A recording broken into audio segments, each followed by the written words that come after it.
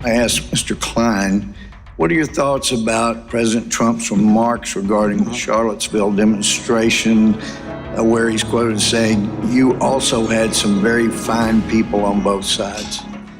Well, I'm glad you asked that, because the media has really completely distorted the truth of that episode.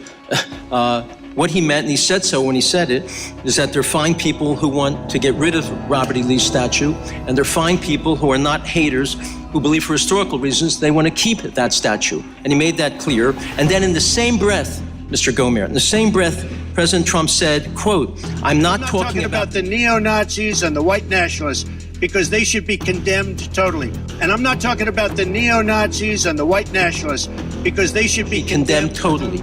And yet the media has never made that clear, that he, in that statement, he condemned neo-Nazis and white nationalists. He did not mean that they were fine people. Quite the contrary. He's disgusted by those people. And I'm not talking about the neo-Nazis and the white nationalists, because they should be condemned totally. But you had many people in that group other than neo-Nazis and white nationalists, okay? And the press has treated them absolutely unfairly. Trump's statements in the aftermath of Charlottesville provided aid and comfort to white supremacists. I don't see any way around that. We condemn in the strongest possible terms this egregious display of hatred, bigotry, and violence on many sides.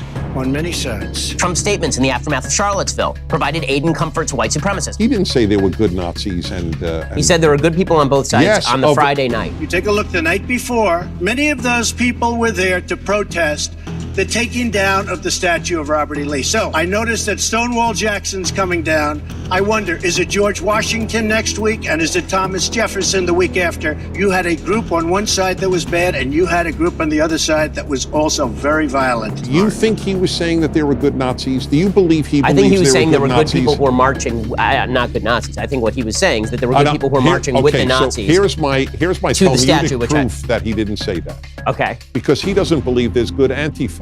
I've condemned neo-Nazis. I've condemned many different groups. What do you see as the biggest problem with the Reform Party right now?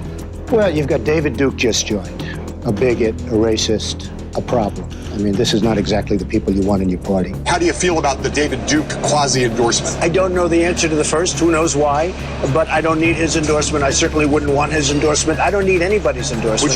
Would you repudiate David Duke? Sure, I would do that if it made you feel better. I would certainly repudiate. I don't know anything about him. How do you feel about the recent endorsement from David Duke? I didn't even know he endorsed me. David Duke endorsed me? Okay.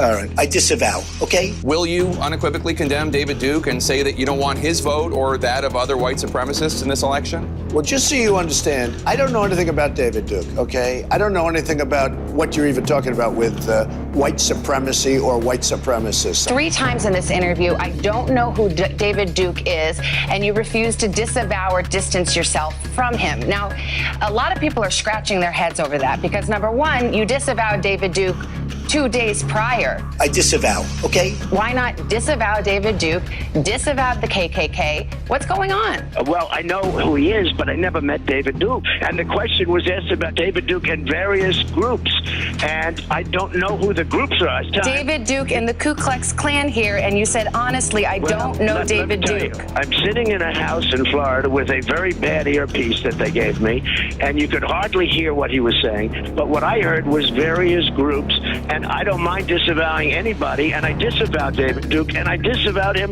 the day before at a major news conference. I said, I disavow. And I disavowed then. I disavowed today on ABC with George Stephanopoulos. I disavowed again.